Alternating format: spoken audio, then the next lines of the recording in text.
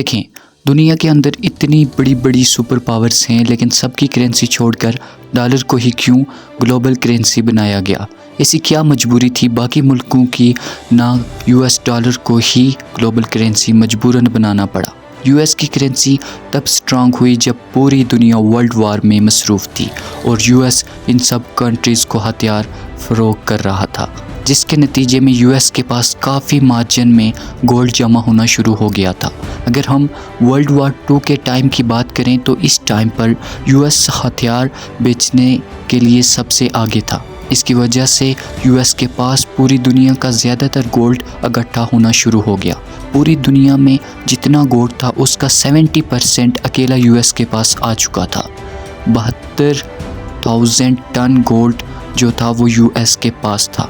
इन सब का रीज़न ये था कि इस पर्टिकुलर टाइम में यूएस ने सबसे ज़्यादा एक्सपोर्ट किया, उस वजह से बहुत ज़्यादा मौका मिला एक्सपोर्ट करने का, क्योंकि वर्ल्ड वार की वजह से पूरी दुनिया हथियारों की तरफ तवज्जो दे रही थी, तो इसका भरपूर फ़ायदा उठाया यूएस ने। अब अगर हम यूएस से पहले की बात करें तो वर्ल्ड वार से पहले पाउंड स्टर्लिंग पूरे वर्ल्ड में रूल कर रहा था। अब उसी की जगह पर डॉलर यानी यूएस डॉलर आकर बैठ गया था। सेकेंड वर्ल्ड वार ख़त्म होता है और अब सारे जो मुल्क थे, Britain, Germany, Soviet union, France, एकदम ख़त्म हो चुके थे। सिर्फ एक यूएस था जो सही कंडीशन में था। सारी दुनिया का गोल्ड भी यूएस के पास आ चुका था। पूरे वर्ल्ड का जो फाइनेंशियल सिस्टम था वो पूरी तरह से कोलैप्स हो चुका था।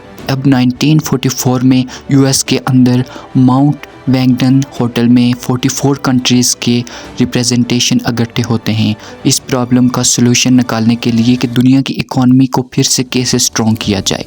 और इस पूरे मीटिंग का सिर्फ एक ही मकसद था कि एक नया फाइनेंशियल सिस्टम बनाया जाए ताकि इस सिचुएशन को ठीक ठाक करके पूरी दुनिया की इकॉनमी को फिर से स्ट्रॉन्ग किया जाए और फाइनेंशियल प्रॉब्लम को भी ख़त्म किया जाए ताकि दुनिया फिर से ट्रेड की तरफ आ सके। इस मीटिंग के अंदर यूएस कहता है कि ये जो फाइनेंशियल प्रॉब्लम खड़ी हुई हैं पूरे वर्ल्ड में, ना तो ट्रेड हो रहा है, सब इकॉनमी एकदम कोलैप हो चुकी है, गोल्ड जो है बाकी कंट्रीज़ के पास बिल्कुल शॉर्ट हो चुका है।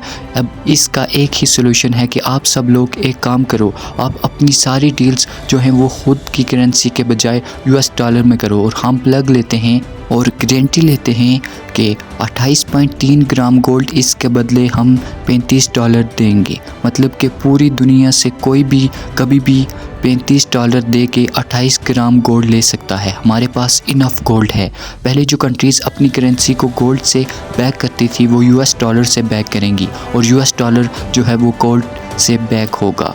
अब इसी मीटिंग में यूएस ने वर्ल्ड बैंक और आईएमएफ बनाए और कहा कि जो मुल्क वार की वजह से बर्बाद हुए हैं वो अपने इकॉनमी को स्ट्रॉन्ग करें, इसके लिए वर्ल्ड बैंक और आईएमएफ इन्हें लोन भी देगा। अब क्योंकि जंग की वजह से पूरी दुनिया के पास गोल्ड ख़त्म हो गया था और वो सारे गोल्ड यूएस के पास चला गया था और तमाम कंट्रीज़ मजबूर थी गोल्ड लेने के लिए, इसलिए उन्हें मजबूरन वर्ल्ड की करेंसी यानी यूएस डॉलर को अपनाना पड़ा और उसके बाद से यूएस में ही ट्रेड शुरू हो गई। और आज तक यूएस अब इतना स्ट्रॉन्ग हो चुका है कि वो रातों रात किसी भी मुल्क की इकॉनमी को गिरा भी सकता है।